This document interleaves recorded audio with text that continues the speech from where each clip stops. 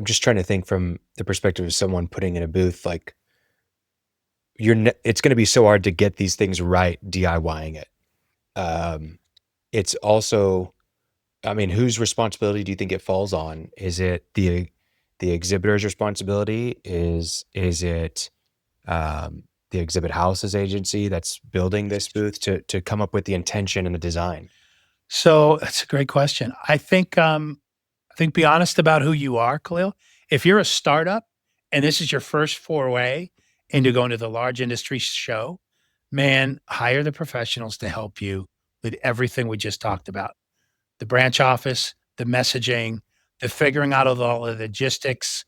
You know, you and I have had in a previous conversation, we talked about it starts with bare concrete floor. What do you need for electrical? What do you need for Cat 5s? What do you need for cables or any other accessories? Starts building your ground, and then what are you building up from there?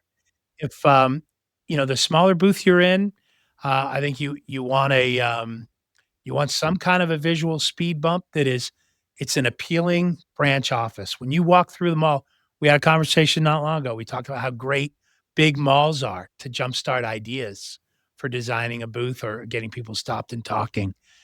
I know when I'm drawn to cool lighting or soft natural wood colors or but if you just inundate your if you treat it like a billboard and you inundate that back wall with text and copy and messaging, I'm here to tell you if you're new to shows, nobody goes to a trade show to read. Nobody. You have 3 to 5 seconds to really get their attention. And, there was a great, I saw my friend Scott Toker, who is a, uh, you know, very well-known magician in the trade show and business event space. A guy could be in a 10-foot space, and I'm telling you, he's gonna get a crowd within 2 minutes. He's just amazing. If you don't have that infotainer, as Scott calls himself, you don't have you don't have that guy. You need something to slow people down. Um, I think I shared this you and I had another conversation.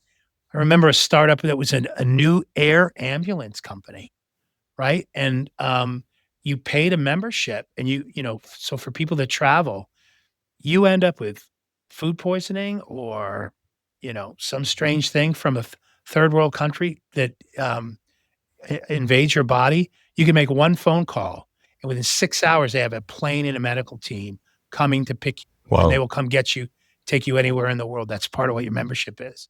But nobody ever heard of the company's name because they were new. So, they had this great shot of the jet on the curvature of the Earth, and the header up top just said, um, "A benefit that could save your life, dot, dot, dot." Now, you'd walk past it 1 or 2 times until you had to walk in and say, "What is it?" Right? Well, it's done its job. Its job is over. You're stopped. Now the staff has to step in and make that pitch, right? So, if I come around the corner and it's a 20 by 20 and I see 2 sides of a 10-foot by 10-foot meeting room, the outside walls, and they're just this beautiful panoramic view of the Grand Canyon, and, there's a catchy phrase up top that says, um, "The depth of detail software that answers all the questions," or, you're talking about something about depth, or you're talking about majestic anything. It's done its job. Wow, that's a great picture of the Great Ka Don't sit there and go, "Hey, man, isn't this a great picture of the Great Ka" Say, "No, you think that's impressive. You got 3 minutes? I'd love to take you through what we're doing." "Well, what are you guys doing here today?" "No, no, I'm good." "Well, listen, they can try and deflect you. Your job is to get in there and engage. Say, 'Look, I promise you, there's a little prize if you at the end. I'll get down and I'll do a one-arm push-up for you here if you just sit through my presentation.'" Just have some fun. You can't underestimate that staff. We've talked about this before too. 6 months after the show is over, however brilliantly you've designed that booth, however you've managed to make its job, or 6 months after the show's over, 80% of what that visitor's gonna remember is that brief encounter with you, the staff. So, can't say enough. There's not one thing, it's all of it. It's how are you getting them stopped? It's what information are you capturing? It's what device are you using to capture that?